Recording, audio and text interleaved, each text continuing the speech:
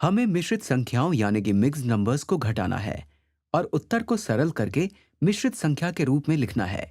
यहाँ पर दो मिश्रित संख्याएं दी गई हैं और जिस प्रकार आप मिश्रित संख्याओं यानी कि मिक्स्ड नंबर को जोड़ते हैं उसी प्रकार से इन्हें भी दो तरीके से हल कर सकते हैं। हम इन दोनों संख्याओं को विषम भिन्न यानी कि इम्प्रॉपर फ्रैक्शंस में बदलकर इन्हें घटा सकते हैं, या फिर हम पूर्ण संख्या वाले हिस्से यानी कि होल नंबर पार्ट और इसके बाद भिन्न वाले हिस्से यानी कि फ्रैक्शन पार्ट को घटा सकते हैं। मैं इसे यहाँ पीले रंग से लिख देता हूँ।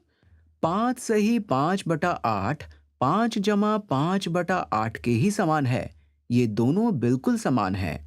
मैं घटा के चिन्ह को नीले रंग से लिख देता हूँ और अब हमें इसमें से 2 सही 1/5 घटाना है। लेकिन जैसा कि हमने अभी देखा, यहाँ भी 2 सही 1/5 2 जमा 1/5 के ही समान है।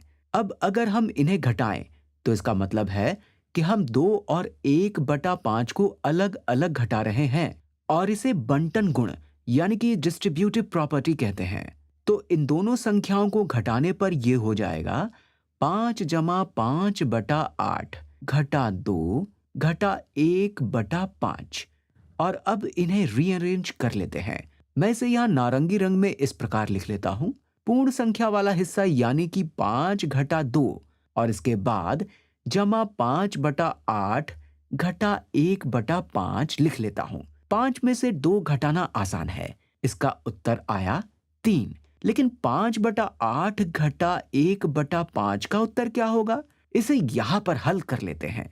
हमारे पास 5/8 घटा 1/5 है। अब जैसा हमने भिन्नों को जोड़ते समय किया था, इन्हें घटाने के समय भी हमें इन भिन्नों का समान हर यानी कि कॉमन डिनोमिनेटर पता करना है।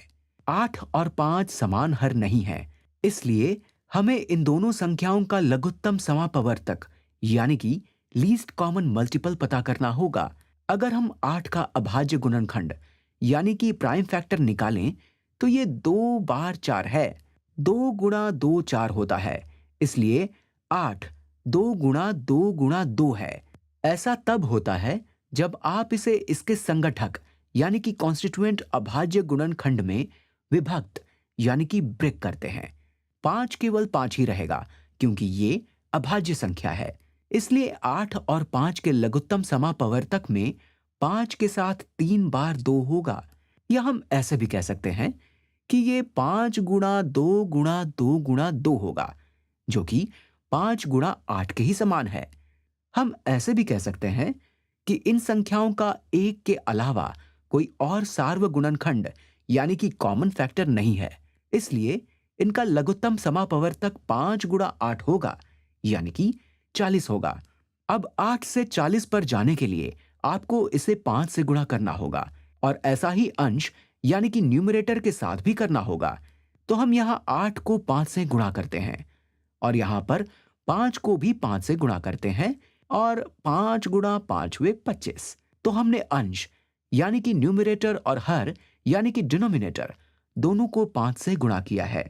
अब यहाँ दूसरी भिन्न यानी कि 1/5 में 5 से 40 पर जाने के लिए हमें 8 से गुणा करना होगा और इसलिए अंश को भी 8 से गुणा करना होगा। तो 8 को 1 से गुणा करने पर आया 8। तो अब ये हो गया 25/40 घटा 8/40। हमारे पास हर की संख्या 40 है, तो ये हो जाएगा 25 घटा 8 हुए 17। इसलिए 5/8 घटा 1/5 जो कि 25/40 घटा 8/40 के समान है। इसको हल करने पर आया 17/40 और क्योंकि 17 अभाज्य संख्या है, इसलिए इसका 40 के साथ कोई सार्वगुणनखंड नहीं है। या ऐसे भी कह सकते हैं कि 40 17 से विभाजित नहीं होता है, इसलिए ये भिन्न सरलतम रूप में है। तो ये पूर्णांक यानी कि इंटीजर वाला हिस्सा 3 है और भिन्न यानी कि फ्रैक्शन वाला हिस्सा 17/40 है और इस प्रकार हमने इसे हल कर लिया है। हम इसे अलग करके हल करने में सफल रहे क्योंकि इस प्रश्न में घटाया जाने वाला भिन्न दूसरे भिन्न से छोटा था।